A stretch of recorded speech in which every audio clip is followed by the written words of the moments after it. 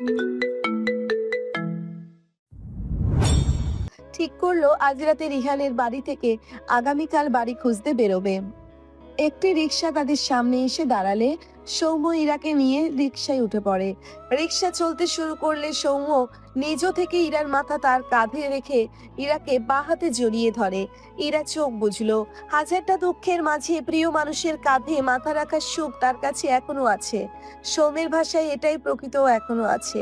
সৌম্যের ভাষায় এটাই প্রকৃত সুখ।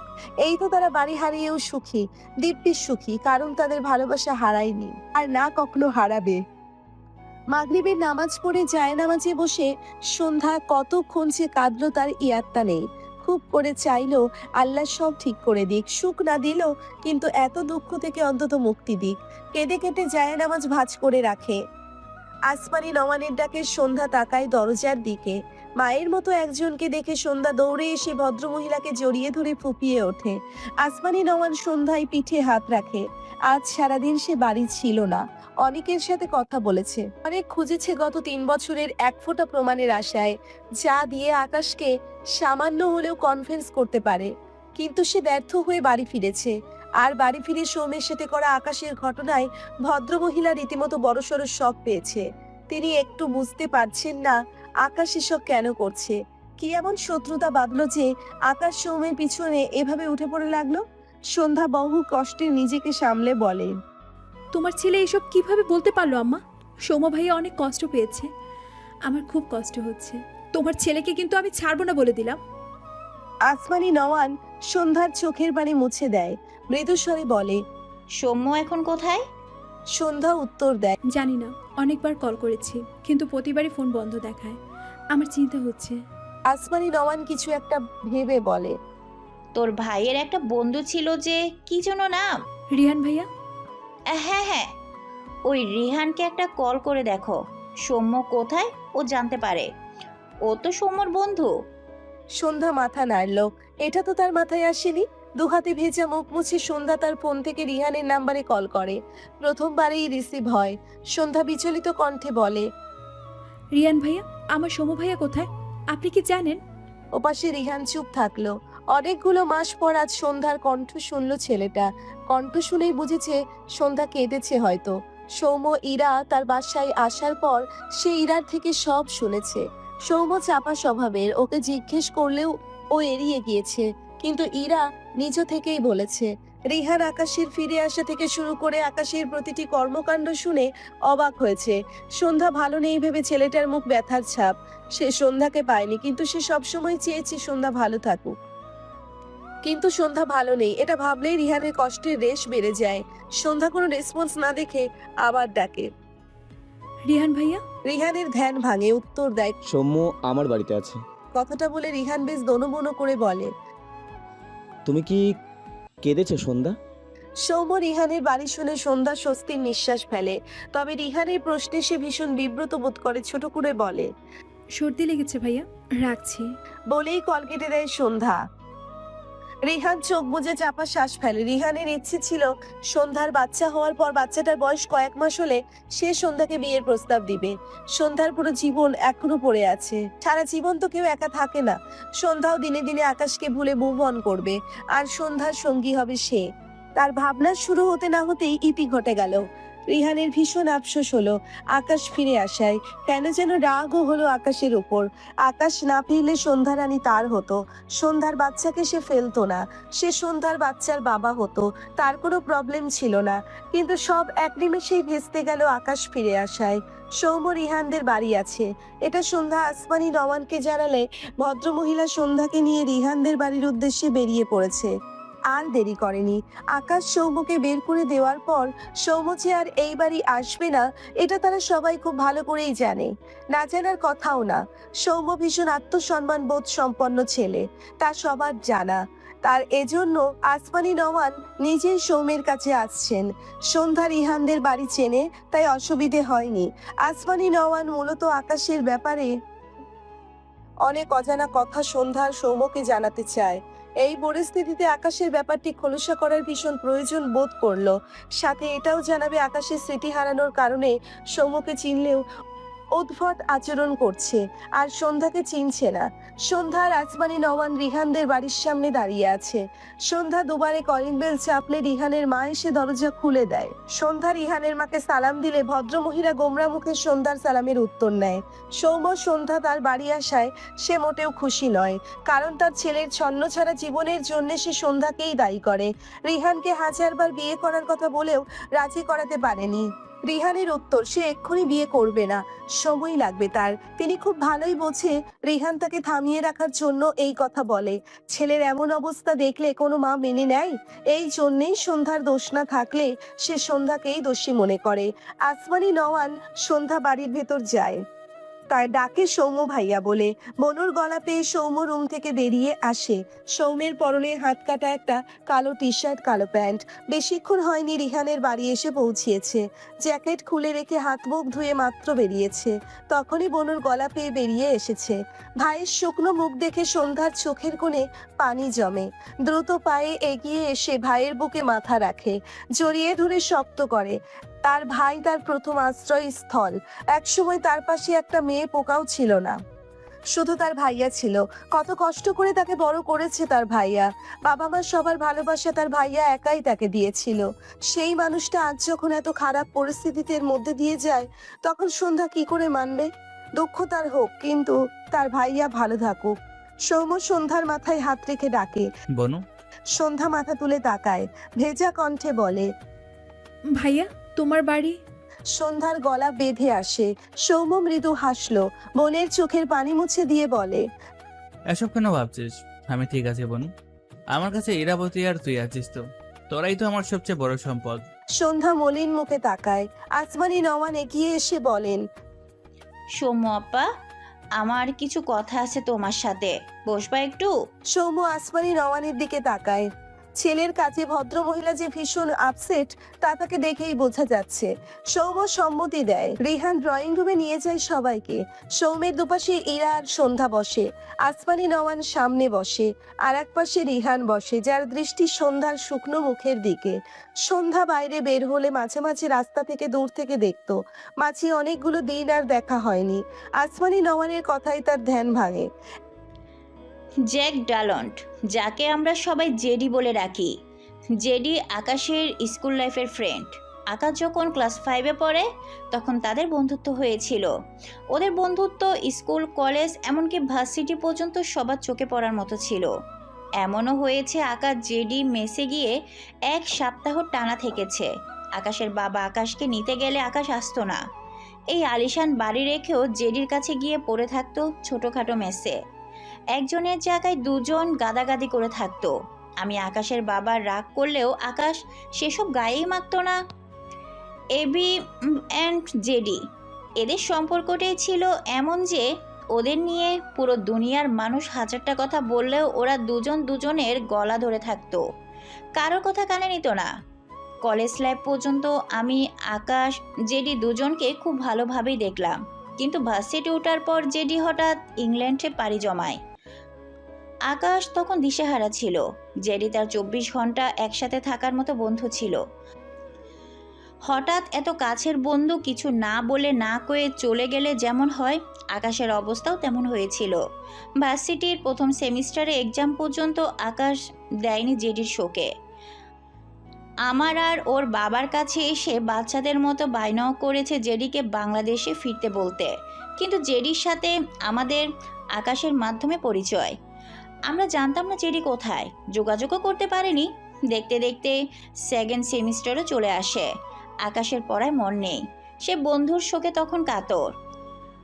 আমি আর আকাশের বাবা আকাশকে বোঝালাম যে আবারও এক্সাম না দিলে ইয়ার লস যাবে, আর সে অনার্স শেষ করলে তাকে আমরা বিদেশে পাঠাবো।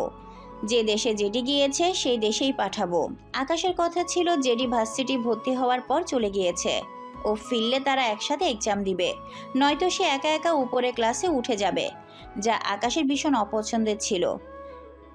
যেখানে সে আর জেডি স্কুল লাইফ থেকে আলাদা, ক্লাস তো দূর, আলাদা বেঞ্চও কখনো বসেনি, সেখানে তাদের ক্লাস আলাদা হয়ে যাবে, আকাশ মানেনি। ভাগ্য সহায় থাকায় 4 মাসের মাথায় জেডি বাংলাদেশে ফিরে আসে। এয়ারপোর্ট থেকে সর্বপ্রথম আমাদের বাড়িতেই আসে। কোনো দিকে না তাকিয়ে আকাশকে জাপটে ধরে সেদিন কেমন অদ্ভুতভাবে কেটেছিল।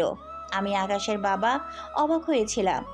আকাশ ভীষণ বিচলিত হয়ে জিজ্ঞেস করতে থাকে, জেডির কি হয়েছে? আমরাও জিজ্ঞেস করি, কিন্তু জেডি কিছুই বলেনি। খুব দ্রুত নিজেকে সামলে নিয়েছিল। পরবর্তীতে জেডি আকাশকেও এই ব্যাপারে কিছু বলেছিল কিনা জানি না। আমি জিজ্ঞেস করলে আকাশ প্রতিবারই এড়িয়ে গিয়েছে। এরপর আবারও তাদের সেই বন্ধুত্ব। তারা একসাথে এক্সাম দিল, প্রথম সেমিস্টারের রিটেক দিল একসাথে। কিন্তু বছর খানেক পর খেয়াল করলাম আকাশের মাঝে অনেক পরিবর্তন। ধীরে ধীরে এর পরিসর বাড়তে থাকলো।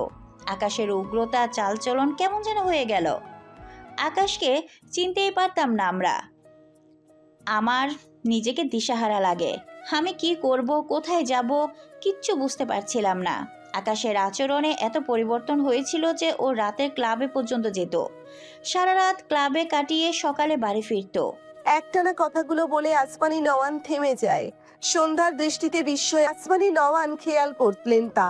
দীর্ঘশ্বাস ফেলে আবারও বলতে শুরু করেন, আকাশের জীবনে কোনো মেয়ের অস্তিত্বই ছিল না, কারণ আমি পুরোপুরি জানি না। তবে ওর মেয়েদের প্রতি ভীষণ বিতৃষ্ণা ছিল কোনো এক অজ্ঞাত কারণে।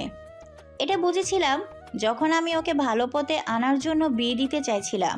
ও ভার্সিটি পড়াকালীন ওকে বিয়ে দিলে ভালো মেয়ের সংস্পর্শে এসে ও ভালো হয়ে যাবে ভেবেছিলাম। কিন্তু আকাশকে রাজি করাতে পারিনি। অনেক চেষ্টা করেছি, বারবার ব্যর্থ হয়েছি। এরপর জানতে পারলাম আকাশ আসলে জেডির জন্যই এমন হয়েছে।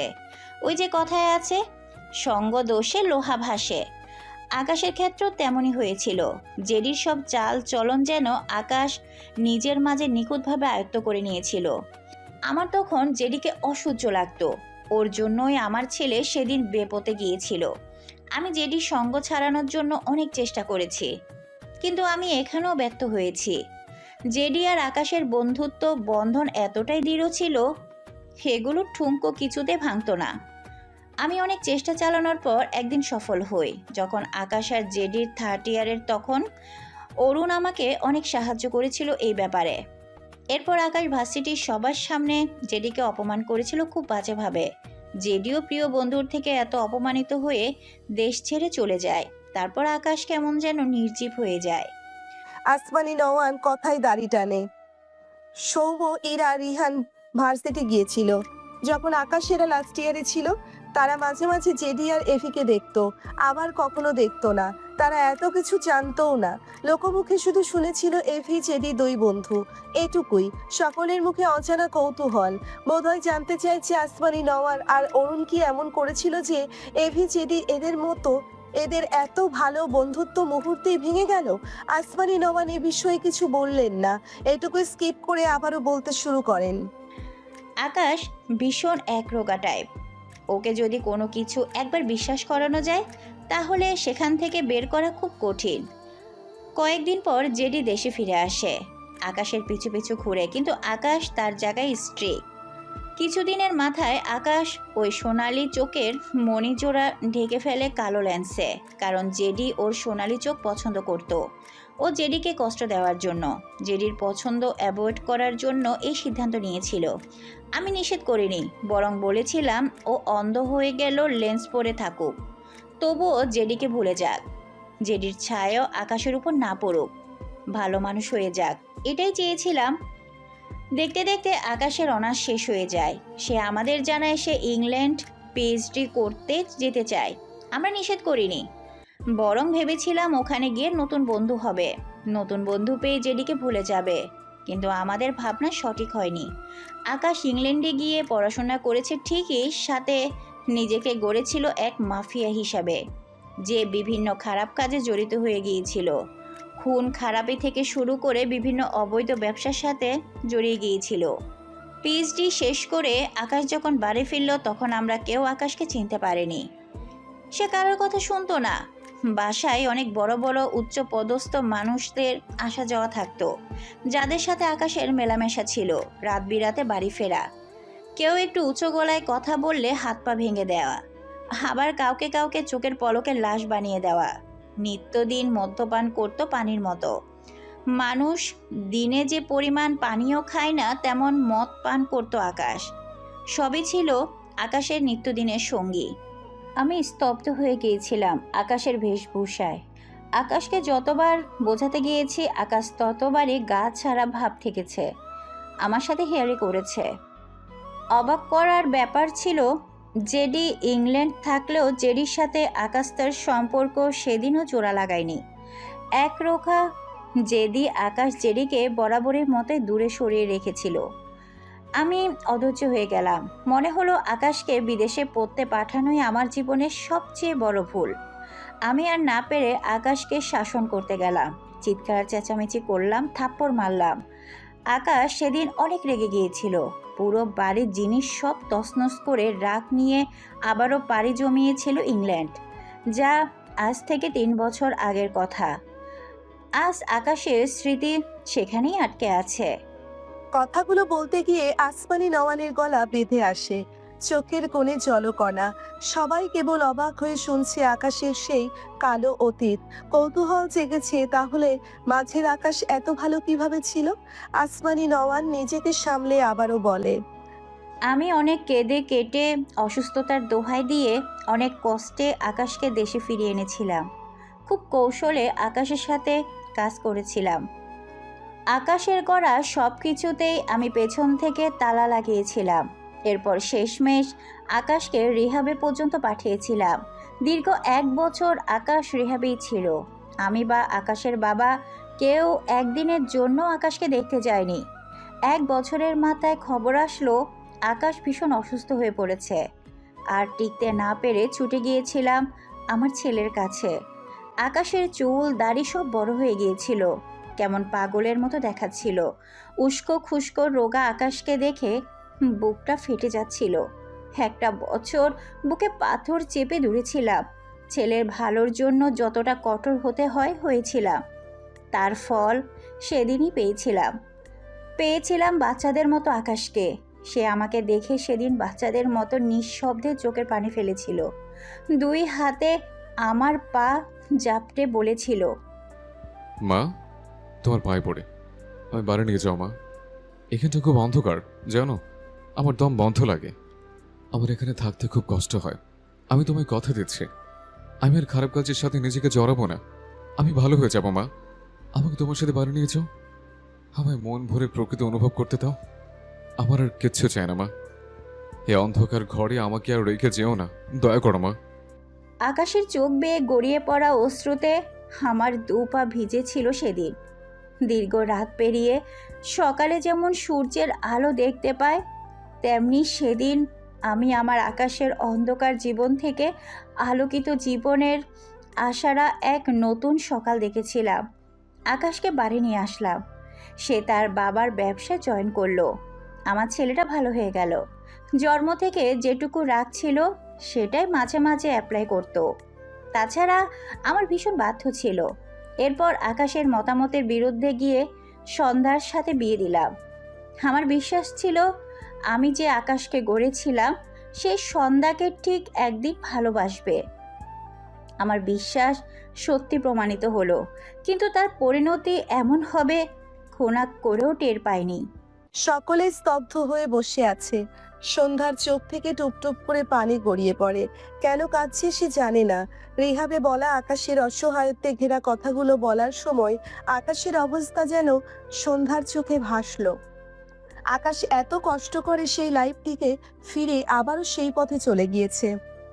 এর চেয়ে কষ্টের আর কি আছে? আসমানি নওয়ানের চোখ থেকে 2 ফোঁটা জল গড়ায়। সে নিজেকে সামলে বলে, আকাশকে জেডি বাঁচিয়েছে জানি। এরপর ও ইংল্যান্ড থেকে আবারও সে জীবনের সাথে নিজেকে মিশিয়ে নিয়েছে। আর সেই অ্যাক্সিডেন্টে ছেলেটার কিছু স্মৃতি মুছে গিয়েছে। যে স্মৃতির পাতায় তার কামব্যাক থেকে শুরু করে সন্ধ্যাকে বিয়ে করা, সন্ধ্যাকে ভালোবাসা, এইসবই ছিল, সব মুছে গিয়েছে। লাস্ট কথাটাই সন্ধ্যার জন্য বোধহয় সবচেয়ে বড় ঝটকা ছিল। এই জন্য আকাশ তাকে চিনতে পারে না। মেয়েদের প্রতি সেই বিতৃষ্ণা আকাশের মনে বসে আছে। সন্ধ্যার চোখ বেয়ে কপটা জল গড়ায়। এইবার আকাশের করা প্রতিটি কাজের পিছনে কারণ বুঝলো। আকাশ কি আর কখনো তাকে মনে করবে না? কথাটা ভাবতেই সন্ধ্যার আরো কান্না পায়। তার আকাশ যে এই আকাশের মাঝেই হারিয়ে গেছে, সে কিভাবে খুঁজে পাবে তার আকাশকে? সৌম্য, ইরা, রিহান সকলে স্তম্ভিত হয়ে বসে আছে। তারা কেউ জানতো না আকাশের এসব কাহিনী। আজ জেনে মনে হলো সকলেই বড়সড় শক খেয়েছে। আসমানি নওয়ান সৌম্যের দিকে চেয়ে বলল, সৌম্য আব্বা, আকাশ তোমার সাথে এমন কেন করেছে আমি তা জানি না, কিন্তু কেউ এর পেছনে আছে, যে আকাশকে নিশ্চয় ভুল কিছু বুঝিয়েছে, যে কারণে আকাশ তোমাকে শত্রু ভেবে বারবার আঘাত করছে। তুমি আকাশকে ভুল বুঝো না আব্বা। সৌম্য ঢোক গিলল, কেন যেন একটু হলেও শান্তি লাগলো। কারণ আকাশ নিজের অনিচ্ছায় সব কাজ করছে। কাছের মানুষটা কারণবশত বদলে যাওয়ার মতো আচরণ করলে মেনে নেওয়া যায়, কিন্তু ইচ্ছে করে বদলে গেলে মেনে নেওয়া যায় না। আকাশ যা করছে সব অনিচ্ছায়, কারো প্ররোচনায়। কথাগুলো ভেবে সৌম্য ঢোক গিলল, ছোট করে বলে, জি। আসমানি নওয়ান আর বসলেন না। অনেক রাত হয়েছে। সন্ধ্যাকে নিয়ে বেরিয়ে পড়লেন বাড়ির উদ্দেশ্যে। যাওয়ার আগে সন্ধ্যা সৌম্যের থেকে বিদায় নেয়। সৌম্য সন্ধ্যাকে সাহস দেয়। সন্ধ্যা বুঝেছে বোধহয় অনেক কিছু। বাড়ি এসে সন্ধ্যা ফ্রেশ হয়ে এসে আয়নায় নিজেকে দেখে। ডান গালে সকালে আকাশের মারা থাপ্পড় খেয়ে গালের অবস্থা খুব খারাপ। সৌম্যের কাছে যাওয়ার আগে সে এখানে পাউডার দিয়েছিল, যেন সৌম্য বুঝতে না পারে।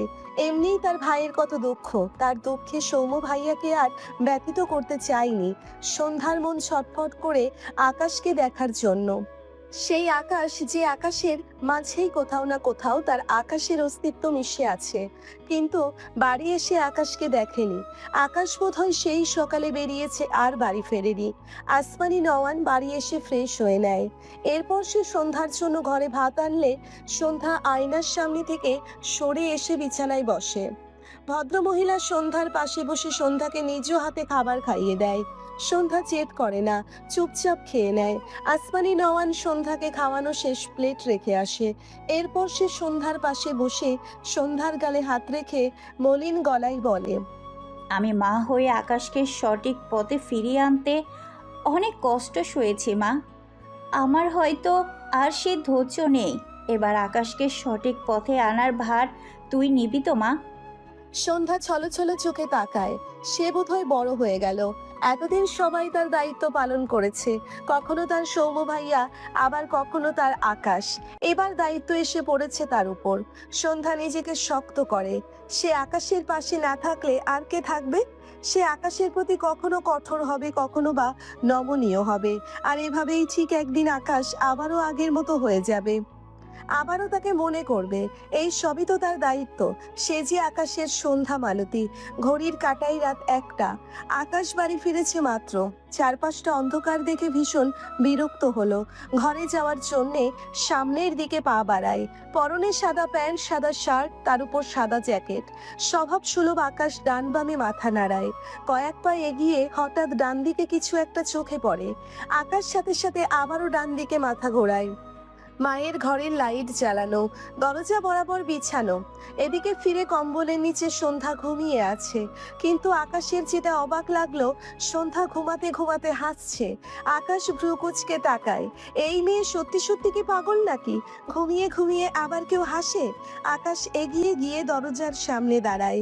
ধীরে ধীরে ঘরের ভেতর প্রবেশ করে। এগিয়ে এসে দাঁড়ায় সন্ধ্যার মাথার কাছে। সে এখানে আস্তে আস্তে সন্ধ্যার হাসি মিলিয়ে গিয়েছে। আকাশ বিরক্ত হলো। এতক্ষণ হাসছিল, সে আসতেই থেমে গেল। ইচ্ছে করলো ঠাস করে একটা লাগাতে। তাছাড়া আকাশের সকালের কথা মনে পড়ল। একে একে সন্ধ্যার বলা বেয়াদবি কথাগুলো কানে বাজতেই আকাশের দৃষ্টি শক্ত হয়ে আসে। এই মেয়ে তো হিসাব ছাড়া তার হাতের থাপ্পড় ডিজার্ভ করে। কথাটা ভেবে সন্ধ্যার গালে নজর করলে আকাশের শক্ত দৃষ্টি মুহূর্তে শীতল হয়ে আসে। সেই থাপ্পড় মারা গালটি এদিক ফেরানো, যেখানে লাইটের আলোয় জলজল করছে কাটা কাটা। মনে হচ্ছে কিছু দ্বারা চিড়ে গিয়েছে, কেটে গিয়েছে, জখম হয়ে আছে। আকাশ এক দেখাতেই বুঝলো এটা তার সকালের থাপ্পড়ের ফল। আকাশের কি হলো কে জানে। সে ধীরে ধীরে ঠান্ডা মেঝেতে বসে পড়ল। ডান হাতে একটি হুইস্কির বোতল মেঝেতে শব্দ করে রাখা, যার অর্ধেক আকাশ অলরেডি খেয়েছে। হুইস্কি খাওয়া অভ্যেস থাকায় অনেক খেলেও সে মাতাল হয় না। আকাশের দৃষ্টি সন্ধ্যার ঘুমন্ত মুখপানে। নিশ্চিন্তে ঘুমিয়ে থাকা সন্ধ্যাকে আকাশের চোখে ভীষণ সুন্দর লাগলো। সন্ধ্যা কাটা গালে এসে পড়লে আকাশের অস্থির লাগলো। যে কিছুক্ষণ আগে সন্ধ্যাকে বেহিসাব থাপ্পড় মারতে চাইলো, এখন তারই অস্থির লাগছে সন্ধ্যার ক্ষত গাল দেখে। মনে হচ্ছে ওয়াইফাই নেটওয়ার্কের ন্যায় এই মেয়ের গালের ব্যথাটা তার বুকে ট্রান্সফার হচ্ছে। আকাশ ঢোক গিলল। বেশ কিছুক্ষণ পর আকাশ সন্ধ্যার ঘুমন্ত মুখপানে চেয়ে বিড়বিড়িয়ে বলে, কে তুমি? তোমায় ব্যথা দিয়ে আমি কোনো ব্যথা পাই মেয়ে? আকাশের কণ্ঠ অসহায়ত্ব ফুটে উঠেছে। আকাশ যদি নিজেকে একবার এই রূপে দেখত, তাহলে হয়তো সে নিজেই নিজেকে কয়েকটা গালি দিত। কারণ তার ডিকশনারিতে তার মেয়েদের প্রতি কোনো ইন্টারেস্ট নেই, কিন্তু তার নিজেতে ধ্যান নেই। সে মগ্ন সন্ধ্যাতে, দৃষ্টিতে মুগ্ধতা। আসমানি নওয়ান ওয়াশরুমে গিয়েছিল। ভদ্রমহিলা ওয়াশরুম থেকে বেরিয়ে বেখেয়ালে সামনে তাকালে বিস্মিত হয়। আকাশকে সন্ধ্যার পাশে এভাবে দেখার ব্যাপারটা তার কাছে টোটালি আনএক্সপেক্টেড ছিল। আকাশের দৃষ্টি এখনো সন্ধ্যার ঘুমন্ত মুখবানে। হালকা কেটে যাওয়া গালটাই যতবার চোখ পড়ছে ততবার আকাশের হাঁসফাঁস লাগে। আকাশ চোখ বুজে ডানে বামে মাথা নাড়ায়। এত অশান্তি লাগছে কেন? আকাশ উত্তর খুঁজে পায় না। সকালে সন্ধ্যার সাথে ঘটে যাওয়া ঘটনা একে একে চোখের সামনে ভাসলো। সন্ধ্যার করা বেয়াদবি কাজগুলো তাকে রাগিয়ে দেওয়ার কথা, অথচ সেসব তার উপর বিশেষ প্রভাব ফেললো না। প্রভাব ফেললো সন্ধ্যাকে মারা তার থাপ্পড়। আকাশের রাগ হয়। কেন এমন হয় তার সাথে? সে কত মেয়ের জান নিয়ে নিয়েছে, অথচ আজও তার মনে সেসবের জন্য বিন্দুমাত্র অনুশোচনা তো ওর কিচ্ছু কাজ করে না। আর এই মেয়েকে একটা থাপ্পড় মেরে তার অশান্তি শেষ হচ্ছে না। আকাশ চোখ মেলে তাকায়। চোখে মুখে রাগ স্পষ্ট, দৃষ্টিতে সন্ধ্যা। ইচ্ছে করছে এই মেয়েকে এক্ষুনি মেরে এই দুনিয়া থেকে আউট করে দিতে, তাহলে যদি সে একটু শান্তি পায়। আকাশ সত্যি সত্যি এই কাজ করতে ডান হাতে ধরে রাখা হুইস্কির বোতল থেকে হাত সরিয়ে সন্ধ্যার গলায় রাখে। রেগে গলা চেপে ধরতে নেয়, তখনই সন্ধ্যা নড়ে চড়ে ওঠে। গলায় হাত দেওয়ায় ঘুমের ঘোরে বিরক্তির রেশ প্রকাশ করে মেয়েটি। হেলে আকাশের দিকে চলে আসে। একদম আকাশের মুখের সামনে তার মুখ এসে থাকে। আকাশ থমথমে মুখে তাকায়। ঢোক গিলল ছেলেটা। গালের কাটা দাগ আগের চেয়েও বেশি স্পষ্ট লাগছে আকাশের চোখে। আকাশ জিভ দিয়ে তার শুকনো ঠোঁটজোড়া ভেজায়। সে যে সন্ধ্যার গলা চাপতে হাত তুলেছিল তা ভুলে বসলো। হাত সন্ধ্যার গলা থেকে সরিয়ে আনে সন্ধ্যার কাটা গালে। আবারও দৃষ্টি নমনীয় হয়। ঘিরে নেয় অসহায়ত্ব। বুড়ো আঙ্গুল আলতো করে চালায়। অনুতপ্ত স্বরে বলে, সরি। আকাশের বলা কথাটা বেশ জোরে ছিল, যার ফলে কথাটা যেমন আসমানি নওয়ানের কানে আসে, তেমনি আকাশের নিজের বলা কথাটি নিজের কানে গিয়েই ধাক্কা খায়। আসমানি নওয়ান যেমন ছেলের কাণ্ডে অবাক হয়, তেমনি আকাশও নিজেও নিজের কথাতে অবাক হয়। সে সাথে সাথে সন্ধ্যার গাল থেকে হাত সরিয়ে নেয়। সে সরি বলেছে ভাবতেই নিজের উপর রাগ হলো, সাথে সন্ধ্যার উপর। দৃষ্টি সন্ধ্যাতে রেখে তা কিরমির করে বলতে লাগলো, নট সরি। বেয়াদব মেয়ে। উফ, আমার শান্তি কেড়ে কিভাবে ঘুমাচ্ছে। তোমাকে মেরেই ফেলবো আমি। এভিকে চেনো তুমি? কথাটা বলার পরই সন্ধ্যা ঘুমের ঘোরে আরো হেলে আসে আকাশের দিকে। বিছানা থেকে পড়ে যেতে নিলে আকাশ দ্রুত সন্ধ্যাকে বাহাতে আগলে নেয় আর চেঁচিয়ে ওঠে। আরে আরে, পড়ে যাচ্ছ কেন? কানের কাছে এত জোরে চেঁচানোর শব্দ পেয়ে সন্ধ্যার ঘুমের রেশ কেটে যায়। ভীষণ বিরক্ত হয়। চোখ মুখ কুঁচকে নেয়। ধীরে ধীরে চোখ মেলে তাকায়।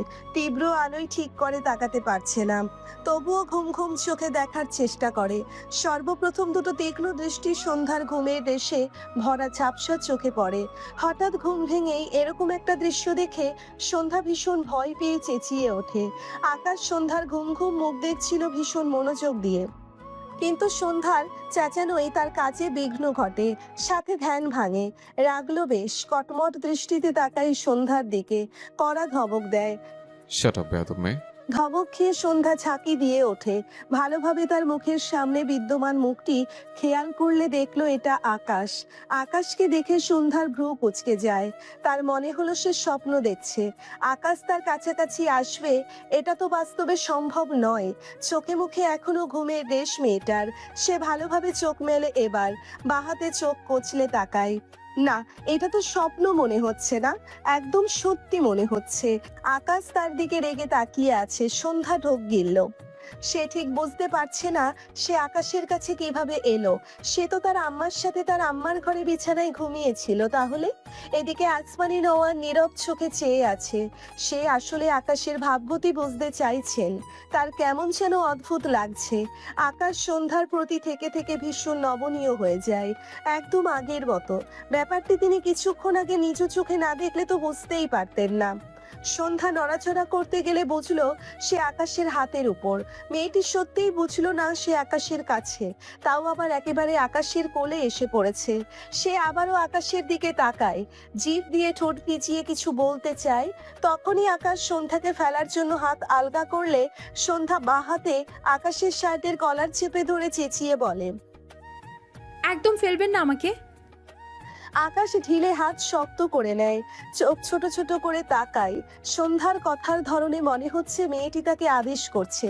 আকাশের রাগ বাড়লো, দাঁতে দাঁত চেপে বলল, আমাকে হুকুম করছো তুমি? এভিকে? তোমার সাহস তো কম না। সন্ধ্যা শুকনো ঢোক গিলল। সে বুঝে গিয়েছে এই আকাশের সাথে ভালোবেসে কথা বললে আকাশ তার কথা তো শুনবেই না, উল্টে তাকে আরো পাগল উপাধি দিতে থাকবে। এমনিতেই গত কদিনে সে পড়ে যাওয়ার ফলে একটু প্রবলেম হয়েছিল। নিয়াজ ভাইয়া বারবার বলেছে বাচ্চাকে সুস্থভাবে পৃথিবীতে আনতে চাইলে সাবধানে থাকতে। যদি বারবার এভাবে পড়ে গেলে তার বাচ্চার কিছু হয়ে যায়, কথাটা মনে আসতেই সন্ধ্যার বুক কাঁপে। তার বাচ্চার কিছু হলে সে কি করে বাঁচবে? সন্ধ্যা নিজেকে সামলায়, বলে, যা ইচ্ছে ভাবুন, আমাকে ভালোভাবে নামিয়ে দিন। সন্ধ্যার কণ্ঠে নমনীয়তার ছিটে ফোঁটা নেই। আবার কথার ধরন দেখো। আকাশের আগে ফুঁসে ওঠে। সন্ধ্যাকে কোলে নিয়েই বসা থেকে দাঁড়িয়ে যায়।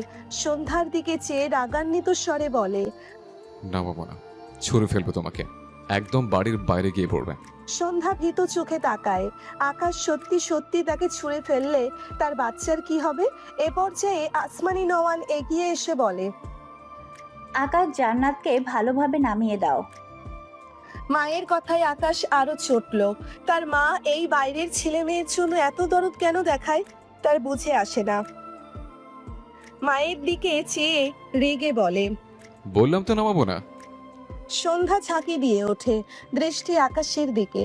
কিছু একটা ভেবে সন্ধ্যা দুহাতে আকাশের গলা সাপের ন্যায় পেঁচিয়ে ধরে। আকাশের ধ্যান তার মায়ের থেকে ঘুরে আসে সন্ধ্যার দিকে। বিরক্ত হলো সন্ধ্যার এহেন কাণ্ডে, রেগে বলে, আরে রে, আমার গলা ছাড়ো বলছে। সন্ধ্যা ছাড়লো না, যদিও এভাবে ধরেছে যেন আকাশ হাত ছেড়ে দিলেও সে পড়ে না যায়। কিন্তু এতগুলো দিন পর আকাশকে এভাবে জড়িয়ে ধরার পর সন্ধ্যার কি ভীষণ শান্তি লাগলো। আগে আকাশ তাকে এভাবে জড়িয়ে ধরতো, আর আজ সে ধরেছে বলে আকাশের কত রাগ। সন্ধ্যার বুক চিনচিন ব্যথা হয়। এদিকে আকাশ শক্ত হয়ে দাঁড়িয়ে আছে। হৃদস্পন্দনের গতি অনিয়ন্ত্রিত হয়ে পড়েছে মনে হচ্ছে। চোখ বুজলো আকাশ। আবারও সেই অশান্তি। ছেলেটার মাথা ব্যথা শুরু হয়। মেয়েটাকে শুধু ফেলে দেওয়া নয়, একদম মেরে ফেলতে ইচ্ছে করছে। অথচ মেরে ফেলা তো দূর, ফেলে দেওয়ার কথা ভাবলেই মনে হচ্ছে একটা থাপ্পড় দিলে গাল কেটে যায়। তাহলে ফেলে দিলে নিশ্চয়ই কোমর কাটবে, নয়তো ফাটবে।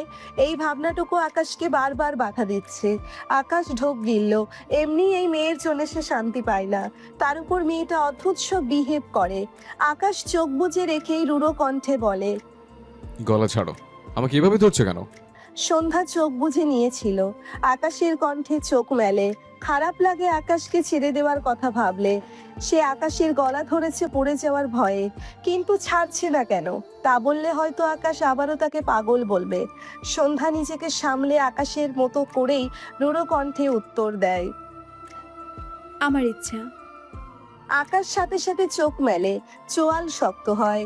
তার গলা ধরে রেখে তাকে বলছে তার ইচ্ছে। কি বিয়াদব ভাবা যায়। আকাশ এবার সিদ্ধান্ত নিয়েই নিল এই মেয়েকে একদম বাড়ির বাইরে গিয়ে ছুঁড়ে ফেলে আসবে। যেই ভাবনা সেই কাজ। আকাশ সন্ধ্যাকে নিয়ে বড় বড় পায়ে ঘর থেকে বেরিয়ে যায়। সন্ধ্যা ব্রুকুচকে তাকায়, বুঝলো না আকাশ তাকে কোথায় নিয়ে যাচ্ছে।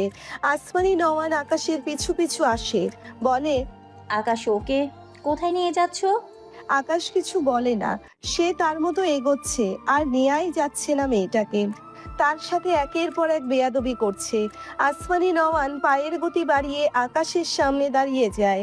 মাকে দেখে আকাশের পদযুগল থেমে যায়। বিরক্তি কণ্ঠে বলে, কি প্রবলেম মা? আসমানি নওয়ান জবাব দেয়। জান্নাতকে নামাও আকাশ। ওদিকে কোথায় যাচ্ছ? আকাশ দাঁত কিরমির করে বলে। ওকে বাড়ির বাইরে ছুড়ে ফেলে আসবো। সেকেন্ডে ও আমার সাথে বেয়াদবি করে। সামনে থেকে সরো তুমি। আসমানি নওয়ান কি বলবেন বুঝলেন না। সন্ধ্যা আরো শক্ত করে আকাশের গলা চেপে ধরে, বলে, আমাকে ফেললে আপনার আম্মা কিন্তু আপনাকে ভাত দিবে না, আপনি শুকিয়ে শুটকি না হওয়া পর্যন্ত। সন্ধ্যার বলা কথাটা শুনে আসমানি নওয়ান আর আকাশ দুজন একে অপরের দিকে অদ্ভুতভাবে তাকায়, যেন এইমাত্র তারা কোনো জোকস শুনেছে। কিন্তু অদ্ভুত ব্যাপার, তাদের হাসি আসছে না। আসমানি নওয়ান মনে মনে কপাল চাপড়ায়। মেয়েটা যে কখন কি বলে নিজেই বোঝে না। এদিকে সন্ধ্যা কথাটা বলে নিজেই বোকা বনে গিয়েছে। আসলে সে ভাবছিল আকাশকে আটকাতে। কিছু খুঁজে না পেয়ে হঠাৎ মনে যা এসেছে তাই মুখ দিয়ে বের হয়ে গিয়েছে। আকাশ শক্ত গলায় বলে, অলরেডি নিজে এক শুটকি হয়ে আছো, আবার আমাকে শুটকি বানাতে চেয়েছো? বেয়াদব মেয়ে কোথাকার। আমার ওয়েট কত জানো? সন্ধ্যা ঢোক গিলল, ভাবলো আকাশ তাকে শুটকি বলছে কেন। যদিও সবাই বলে সে অনেক শুকিয়েছে, কিন্তু আকাশ কথাটা বলায় বোধহয় একটু ভালো লাগলো এই ভেবে। আকাশ তার দিকে একটু হলেও মন দিয়েছে।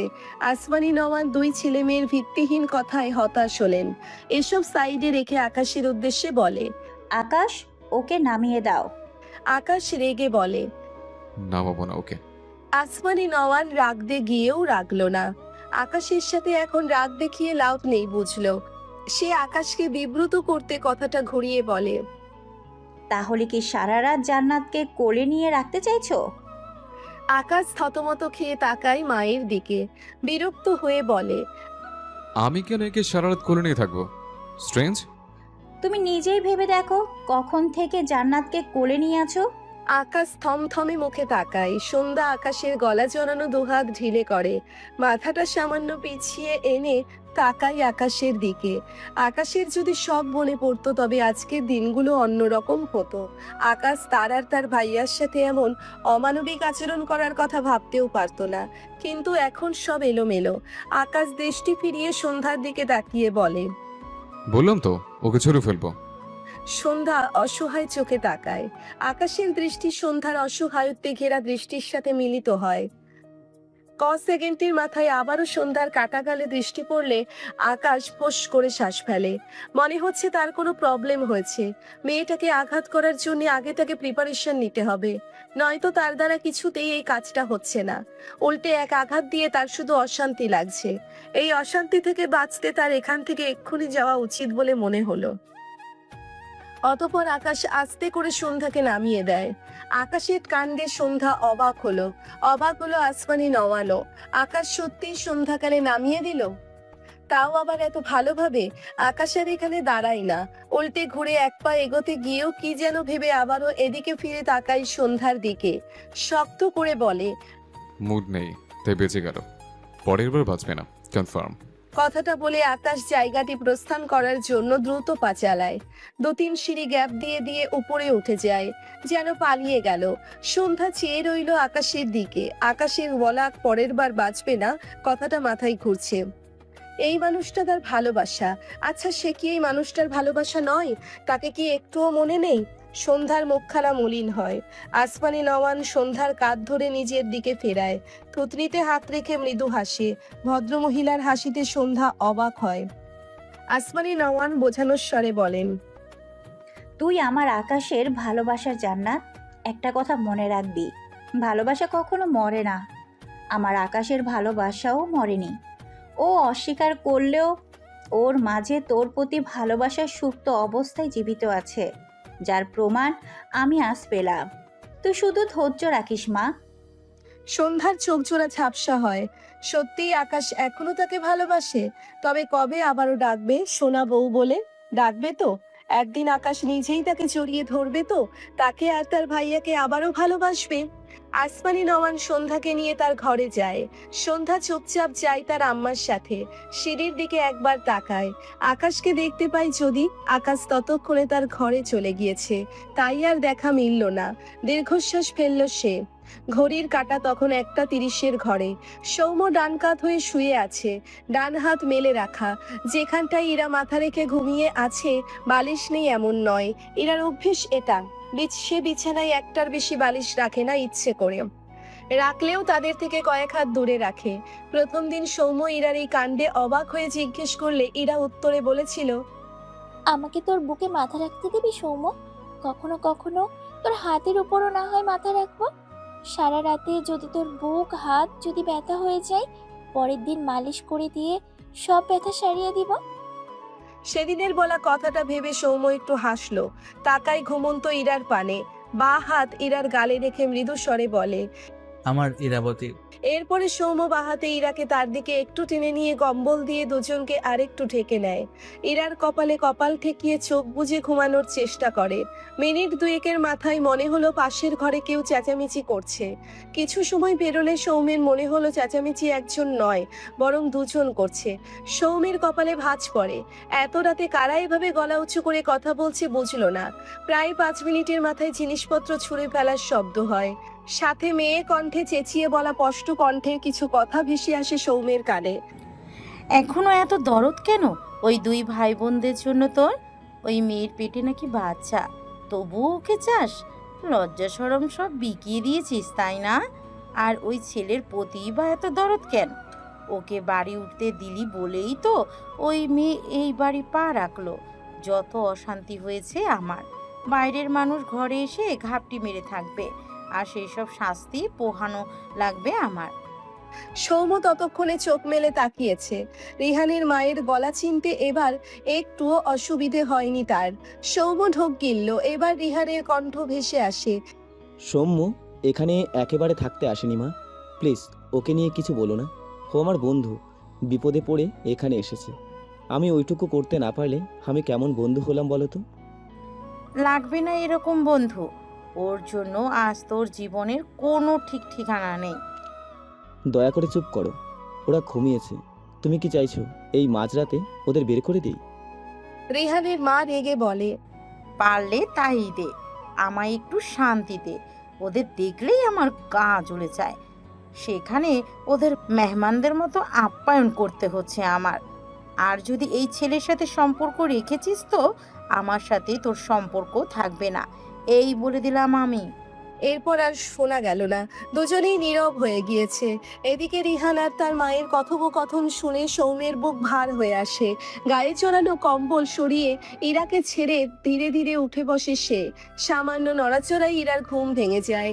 সৌম্যকে উঠে বসতে দেখে ইরাও ধীরে ধীরে উঠে বসে। সৌম্যের বাহুতে হাত রেখে ঘুম চড়ানো কণ্ঠে বলে, কি হয়েছে সৌম্য? সৌম্য তাকায় ইরার পানে, জোরপূর্বক একটু হাসলো, ছোট করে বলল, কিছু না, ওদিকে ঘুরো। এরা প্রশ্নাত্মক চোখে তাকালে সৌম্য আবারও তাড়া দিলে এরা কোনো প্রশ্ন না করে উল্টে ঘুরে বসে। সৌম্য দুহাত ইরার কোমর সমান এলোমেলো চুলগুলো একসাথে করে একটি খোপা বেঁধে দেয়। এরা ভ্রু কুঁচকে তাকায়, জিজ্ঞেস করে, সকাল হয়ে গিয়েছে কি? সৌম্য উত্তর দেয়, না, 1:30 বাজে। এরা অবাক হলো। খোপা করে দেওয়ায় মেয়েটা অবাক হলো না। এই কাজ সৌম্যই তাকে সব সময় করে দেয়, কিন্তু এই মাঝরাতে তো করে দেয় না। উল্টে শোয়ার আগে সৌম্য নিজেই খোপা খুলে দেয় যেন তার ঘুমাতে সমস্যা না হয়। তাহলে ভাবনার মাঝেই সৌম্য বিছানা থেকে নেমে ঘরের লাইট জ্বালায়। এগিয়ে এসে ইরার হাত ধরলে ইরা চুপচাপ বিছানা থেকে নেমে দাঁড়ায়। সৌম্য ইরাকে নিয়ে ওয়াশরুমে যায়। বেসিনের সামনে দাঁড়িয়ে ট্যাপ ছিঁড়ে ডান হাত বাড়িয়ে দেয় ট্যাপের নিচে। ইরার উদ্দেশ্যে বলে, মাথা নিচু করে চোখ বন্ধ করো। ইরা অবাক হলো। এবারেও মেয়েটা কিছুই বলল না। সামান্য ঝুঁকে চোখ বুঝলে সৌম্য ইরার মুখে কয়েকবার পানি ছিটিয়ে দেয়। একই সাথে নিজের মুখেও কয়েকবার পানি ছিটিয়ে ট্যাপ অফ করে দেয়। এরপর ইরার হাত ধরে ওয়াশরুম থেকে বেরিয়ে আসে। ইরার পরনের শাড়ির আঁচল টেনে সৌম্য তার মুখ মুছে নেয়। এরপর এগিয়ে গিয়ে হ্যাঙ্গারে ঝুলিয়ে রাখা টি শার্ট পরে তার উপর জ্যাকেট পরে নেয়। ইরার চাদর এনে ইরার মাথা সহ গা ভালোভাবে ঢেকে দেয়। ইরা এতক্ষণ অবাক হয়ে শুধু দেখছিল সৌম্যের কাণ্ড। হয়তো কিছুটা আন্দাজ করেছে, যদিও সে ঘুমিয়েছিল, তবে চেঁচামেচির আওয়াজে ঘুম হালকা হয়েছিল। সৌম্যের আচরণের কথাগুলো না শুনলেও বুঝে ফেলেছে অনেক কিছুই। মৃদুস্বরে বলল, এত রাতে আমরা কোথায় যাব সৌম্য? এখন তো শীতের রাত, কাল সকালে গেলে হয় না? সৌম্য তাকায় ইরার দিকে। বেশ কিছুক্ষণ তাকিয়ে থাকলো ইরার মুখের দিকে। হঠাৎই ইরাকে শক্ত করে জড়িয়ে ধরে নিজের সাথে ইরা দুহাতে তুলে সৌম্যের পিঠে রাখে। সৌম্য লম্বা করে একটা দীর্ঘশ্বাস ফেলে, ঢোক গিলে বলে, আমার আজকের দিনগুলো ভালো না ইরাবতী। আমার তোমার সঙ্গ চাই। আমি তোমাকে কতটা ভালো রাখতে পারবো জানি না, তবে আমার সবটা দিয়ে দেব। শুধু আমার আত্মসম্মান করাতে আমাকে কখনো বাধা দিও না। ইরা আর কথা খুঁজে পেল না, অনুতপ্ত স্বরে বলল, সরি সৌম্য। সৌম্য ইরাকে ছেড়ে ইরার কপালে একটা চুমু আঁকে। টেবিলের উপর থেকে ফোন আর মানিব্যাগ নিয়ে ইরার ডান হাত তার বা হাতের মুঠোয় নিয়ে বাইরের দিকে যেতে যেতে বলে, এসো। ঘর থেকে বাইরে বেরিয়ে আশেপাশে তাকালে সোফার এক কোনায় রিহানকে বসে থাকতে দেখে সৌম্য সেদিকে এগিয়ে যায়, ডাকে। রিহান? রিহান মাথা তুলে তাকায়। সৌম্য আর ইরাকে এভাবে দেখে দ্রুত দাঁড়িয়ে যায়, অবাক হয়ে বলে। কোথায় যাচ্ছিস সৌম্য? সৌম্য জবাব দেয়। হ্যাঁ, একটা কাজ আছে, যাচ্ছি তাহলে। রিহানের অবাক স্বর। এত রাতে কি কাজ? সৌম্য একটু হাসলো, কিছু বলল না। ইরার হাত ধরে বাইরে যাওয়ার জন্য পা বাড়ায়। রিহান ঠোক গিলল। খুব বুঝলো সৌম্য তার মায়ের বলা কথাগুলো শুনে নিয়েছে। ভীষণ অসহায় লাগলো নিজেকে। সৌম্য যে আর কিছুতেই এখানে থাকবে না সে জানে। রিহান মলিন গলায় বলে, মায়ের কথায় কিছু মনে করিস না সৌম্য। সৌম্য দাঁড়ালো। ইরা তাকায় সৌম্যের দিকে। এবার আরো পরিষ্কার হলো রিহানের মা কিছু একটা বলাতেই সৌম্যের এমন আচরণ। সৌম্য ইরার হাত ছেড়ে রিহানের সামনে এসে দাঁড়ায়, বলে, তোর ছন্নছাড়া জীবনের জন্য কোথাও না কোথাও আমি দায়ী রেহান। পারলে আমায় ক্ষমা করিস। আমি আর তোর সাথে যোগাযোগ করব না, তুইও করিস না। ভালো থাকিস। রিহানের অসহায় কণ্ঠ। সৌম্য, সৌম্য বহু কষ্টে শ্বাস ফেলে দুবার। মায়ের মুখটা ভীষণ মনে পড়ল। সৌম্য নিজেকে সামলায়, ডান হাত রিহানের কাঁধে রেখে বলে, মায়েদের মনে কষ্ট হইতে নেই রিহান। মায়ের মতো করে কেউ ভালোবাসে না, বুঝলি? তুই পারলে বিয়ে করে নে এবার, অন্তত আন্টির জন্য। আর আমার সালাম দিবি আন্টিকে। যাচ্ছি। কথাটা বলে সৌম্য আর দাঁড়ালো না। এগিয়ে এসে ইরার হাত ধরে বাড়ি থেকে বেরিয়ে যায়। চোখ দুটো লাল হয়ে আছে। তার জীবনে সুখের সময়টা খুব সীমিত ছিল, আর দুঃখের সময় ছিল অসীম। মানুষ বলে দুঃখের দিনে পাশে থাকা মানুষগুলোকে কখনো ভোলা যায় না। রিহান তার একমাত্র বন্ধু, যে তার দুঃখের দিনে কোথা থেকে যেন পাশে এসে দাঁড়াতো। সৌম্য কখনো খোঁজ না দিলেও নিজেই খুঁজে নিত। সৌম্য নিষেধ করতো না, কিন্তু আজ থেকে কঠোর নিষেধাজ্ঞা জারি করলো নিজেই নিজের কাছে। রিহানের হেল্প না নেওয়ার নিষেধাজ্ঞা। সবাই সবার পাশে চিরদিন থাকার সুযোগ পায় না, এটাই তো জীবন। কথাগুলো ভেবে সৌম্য দীর্ঘশ্বাস ফেলে। রিহান ঝাপসা চোখ চেয়ে সৌম্যের প্রস্থান দেখলো। কেন যেন তার বাচ্চাদের মতো করে কাঁদতে ইচ্ছে করলো। সৌম্য হয়তো আর কখনোই তার দিকে ফিরেও তাকাবে না। না রাগ করেছে বলে নয়, সৌম্যের আত্মসম্মানে লেগেছে। রিহান খুব ভালো করে চেনে সৌম্যকে। তার মায়ের জন্য সৌম্য আর কখনোই তার দিকে ফিরবে না। রিহান এগিয়ে এসে সোফায় বসে দোহাতে মুখ ঢেকে নিল। কেন যেন বড্ড ক্লান্ত লাগছে আজ। আসমানি নওয়ান সন্ধ্যাকে শুইয়ে দিয়ে ব্যালকনিতে গেলে চোখে পড়ে তার বাড়ির সোজা ল্যাম্পোস্টের আলোয় দাঁড়িয়ে সিগারেট ফুঁকছে জেডি। দীর্ঘ কবছর পর দেখলেও চিনতে একটু অসুবিধে হলো না। ভদ্রমহিলার চোখে মুখে রাগ ফুটে ওঠে। তার ছেলের এই হালের জন্য কোথাও না কোথাও তো এই ছেলেও দায়ী। তিনি আর এখানে দাঁড়ালেন না, হন হন করে বাড়ি থেকে বেরিয়ে যায়। বাড়ি থেকে বেরিয়ে এসেছে আসমানি নওয়ান। একদম জেডির পিছনে দাঁড়িয়ে শক্ত গলায় বলে, এখানে কেন এসেছো? পরিচিত কণ্ঠ পেয়ে জেডি বাঁকা হাসে, কিন্তু তাকালো না। বাঁ হাত প্যান্টের পকেটে, ডান হাতে সিগারেট ধরে রেখেছে। নিশ্চিন্ত মনে সিগারেট ফুঁকতে ব্যস্ত সে। আসমানি নওয়ান জেডির গা ছাড়া ভাবে রেগে ডাকে, জেডি। জেডি এবারেও তাকালো না, ওদিকে ফিরেই বলে, ওয়েট ওয়েট আন্টি, এত হাইপার কেন? একটু সবর তো করুন, এত ভালোবাসলে তো মুশকিল। জেডির হেয়ালি স্বরে আসমানি নওয়ানের রাগ তরতর করে বেড়ে যায়। রাগান্বিত স্বরে বলে, খুন করে ফেলতে ইচ্ছে করছে তোমাকে, জানোয়ার ছেলে কোথাকার। সাথে সাথে জেডি এদিক ফিরে তাকায়, ডান হাত উঁচিয়ে বলে, এই এবির মা, এই আপনাকে কি আমার বাঁচিয়ে রাখতে ইচ্ছে করে না নাকি?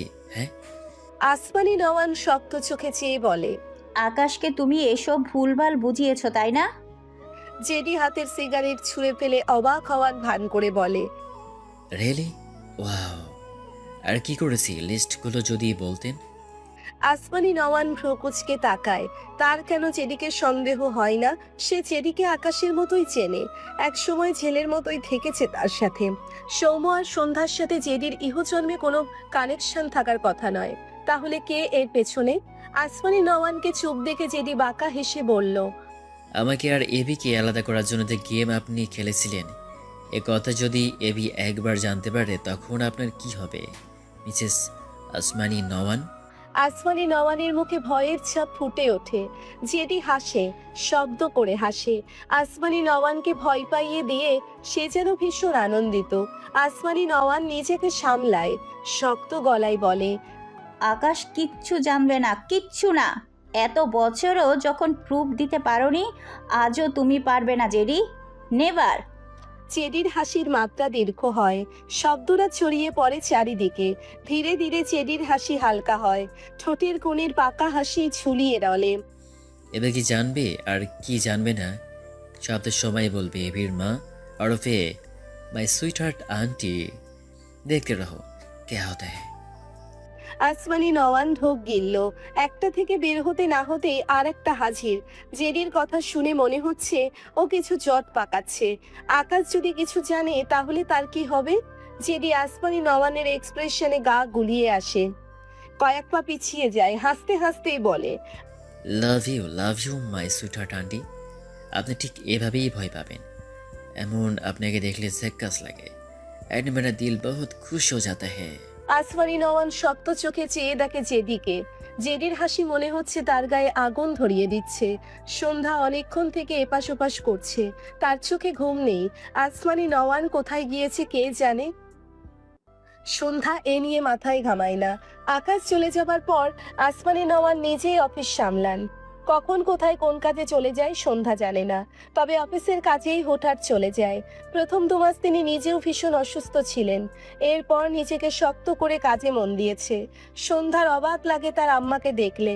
আসমানি নওয়ান নিজেকে যেমন দেখায় তেমন নয়। আগে তো একদম গ্রাম্য ভাষায় কথা বলতো, আর এখন সন্ধ্যা মেলাতেই পারে না। সে বুঝেছে তার আম্মা ক্ষেত্র বিশেষে নিজেকে এক এক রূপে উপস্থাপন করে। এর সব গুণ তার মাঝে আছে। সবকিছুর মাঝে তার আম্মা তার খেয়াল রাখতে ভুলে যায় না, ভীষণ ভালোবাসে তাকে, মায়ের মতো। খালা তো তার, খালারা হয়তো মায়ের মতো করেই ভালোবাসে। ভাগ্যে সে খালার দেখা পেয়েছিল, এই জন্য মায়ের ভালোবাসার গন্ধ পেয়েছে সে। অনেকক্ষণ এপাশ ওপাশ করে সন্ধ্যা উঠে বসে, ধীরে ধীরে বিছানা থেকে নেমে একটু হাঁটাহাঁটি করে। মনে পড়ল সেই ভিডিওতে দেখা দৃশ্য। আকাশ সৌমের সামনে দলিল ধরেছিল। সন্ধ্যার মাথা কাজ করে না, তার ভাইয়া ওখানে সাইন না করলে ওখানে সাইন কিভাবে গেল? আর আকাশই বা কেন এমন করছে? সবচেয়ে বড় কথা, সন্ধ্যার মাথায় আসলো তাকে ভিডিওটি কে পাঠিয়েছে। সন্ধ্যা নিজের ভাবনায় নিজেই বিস্মিত হলো। এসব তো মাথায় আসেনি তার। সন্ধ্যা দ্রুত তার ফোন নিয়ে নাম্বারটি বের করলো, যে নাম্বার থেকে তাকে ভিডিও পাঠানো হয়েছে। সন্ধ্যা কি মনে করে নাম্বারে কল করে। অবাক করা কাণ্ড, কলটির সাথে সাথেই রিসিভ হয়। সন্ধ্যা কিছু বলার আগেই ওপাশ থেকে আকাশের কণ্ঠ ভেসে আসে সন্ধ্যার প্রিয় দুটি শব্দ, সোনা বউ। সন্ধ্যা স্তব্ধ হয়ে যায়, পুরো শরীর শিরশির করে ওঠে। কলের ওপাশ থেকে আবারও একই কণ্ঠে ভেসে আসে, অনেক বেশি মনে পড়ছিল সোনা বউ। সন্ধ্যা ঢোক গিলল। হঠাৎই দরজার দিকে চোখ পড়লে দেখলো আকাশ দুহাতের প্যান্টের পকেটে গুজে গম্ভীর মুখে চেয়ে আছে সন্ধ্যার দিকে। সন্ধ্যার মাথা ঘুরে ওঠে, বাকরুদ্ধ হয়ে যায়।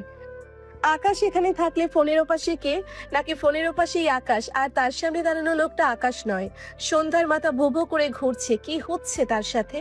সন্ধ্যা এখনো বিস্মিত নয়নে চেয়ে আছে দরজায় দাঁড়ানো আকাশের দিকে, যার চোখের সোনালী মণি দুটো স্পষ্ট দেখা যাচ্ছে। এই তো কিছুক্ষণ আগেই তার আর আসমানি নওয়ানের সাথে কথা বলে আকাশ উপরে চলে গেল। দেখেই বোঝা যাচ্ছে আকাশ শাওয়ার নিয়ে নিচে নেমেছে। পরনে একটি পাতলা টি শার্ট, প্যান্ট, মাথার চুলগুলো ভেজা, তীক্ষ্ণ দৃষ্টিতে তার দিকেই চেয়ে আছে। সন্ধ্যা ঢোক গিলল, তার মাথা এখনো ভর ভর করে উঠছে। এটা যে আকাশ, তার সব হিসাব তো মিলেছে, তবে ফোনের ওপাশে কে? তাকে সোনা বউ বলে ডাকলো যে? উত্তেজনায় সন্ধ্যার শরীর কাঁপছে, কানে ফোন ধরে রেখেছে। দরজায় দাঁড়ানো আকাশ ভ্রু কুঁচকে চেয়ে আছে, মাকে না দেখে জিজ্ঞেস করে। মা কোথায়? সন্ধ্যার কানে বোধহয় গেল না আকাশের বলা কথাটা। তার মস্তিষ্ক অচল অচল লাগছে। সে কাকে বিশ্বাস করবে, ফোনের ওপাশের ব্যক্তিকে নাকি তার সামনে দাঁড়ানো ব্যক্তিকে? কে আকাশ? আজ কতগুলো দিন পর সেই ডাক শুনতে পেল, যে ডাক শোনার জন্য সন্ধ্যা কতগুলো দিন অপেক্ষা করেছে, কিন্তু তার অনুভূতি বিভ্রান্ত হয়ে পড়েছে। ততক্ষণে আকাশ ঘরের ভেতর এসে একদম সন্ধ্যার সামনে দাঁড়িয়েছে, তীক্ষ্ণ চোখে চেয়ে সন্ধ্যাকে পরখ করছে। সন্ধ্যার মৃদু কম্পন তার চোখ এড়ায়নি, কপালে ভাঁজ পড়ে, থমথমে কণ্ঠে বলে। কি প্রবলেম? মৃগী রোগীর মতো কাঁপছো কেন? সন্ধ্যার বুক ধুকপুক করছে, দৃষ্টি আকাশের দিকে, কাপা কণ্ঠে বলে। আপনি কে? সন্ধ্যার কথায় আকাশ ভ্রু কুঁচকে নেয়। এই আতপাগলটা আবার কি ভুলভাল করছে? আকাশ ধমকে বলে। এই মাঝরাতে থাপ্পড় ছাড়া তোমার পেটের ভাত হজম হচ্ছে না? আমার বাড়ি থেকে আমাকে চেনো না, বেয়াদব মেয়ে?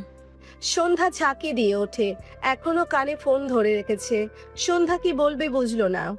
সে কি করবে এখন? তার যে মাথা ঘুরছে, উপাস থেকে অনেক আগেই কল কেটে গিয়েছে। সন্ধ্যা কান থেকে ফোন নামায়, আকাশের চোখে চোখ রেখে ঢোক গিলে বলে। আপনার কি যমজ ভাই আছে? আকাশ বিরক্ত চোখে তাকায়। মেয়েটাকে তার মাঝে মাঝে পাগল মনে হলে একটু পর আবার ভালোও মনে হয়, কিন্তু এবার আসলেই পাগল মনে হচ্ছে। এই মাঝরাতে কোথা থেকে তার যমজ ভাইকে টেনে আনছে কে জানে। আকাশ কটমট চোখে চেয়ে বলল। আমি আমার বাবা মায়ের একমাত্র ছেলে। সন্ধ্যা তার হাতের ফোন বাড়িয়ে দিয়ে বলে। ফোনের ওপাশে অবিকল আপনার মতো করে একজন কথা বলছে আমার সাথে। আকাশ ডান হাত উঠিয়ে সন্ধ্যার গালে থাপ্পড় দেওয়ার ভঙ্গি করে রেগে বলে। আর একটু উল্টাপাল্টা কথা বললে কানের গোড়া লাগাবো। সন্ধ্যা ভয় পেয়ে মুখ ডান দিকে সামান্য হেলে নেয়। আকাশ খেয়াল করে হাত নামিয়ে নেয়, ফোঁস করে শ্বাস ফেলে জিজ্ঞেস করে। মা কোথায়? সন্ধ্যা জবাব দেয়। জানি না। আকাশ দাঁত কিরমির করে বলে। জানো না মানে? সন্ধ্যা বিরক্তি নিয়ে বলে। জানি না মানে জানি না। এমনি তো আপনি যে আমার ছেলে, এটা আমার বিশ্বাস হচ্ছে না। সত্যি করে বলুন, আপনি কে? আকাশ ডান হাত মুষ্টিবদ্ধ করলো, ইচ্ছে করছে এক ঘষিতে এই মেয়ের নাক ফাটাতে। সন্ধ্যা আকাশকে রাগতে দেখে ঠোক গিলল। ফোনের ওপাশে লোকটা যদি আকাশ হয়েও থাকে, তাহলে সে তার সামনে না এসে ফোনে বসে তাকে সেই আগের আকাশের মতো করে কেন ডাকবে? সে হিসাব মেলাতে পারল না, কিন্তু তার সামনে দাঁড়ানো আকাশের হিসাব তো মেলেছে। আকাশের হেলিকপ্টার অ্যাক্সিডেন্ট হওয়া থেকে শুরু করে আসমানি নওয়ানের থেকে শোনা প্রতিটি কথার ভিত্তিতে এটাই তো সেই আকাশ।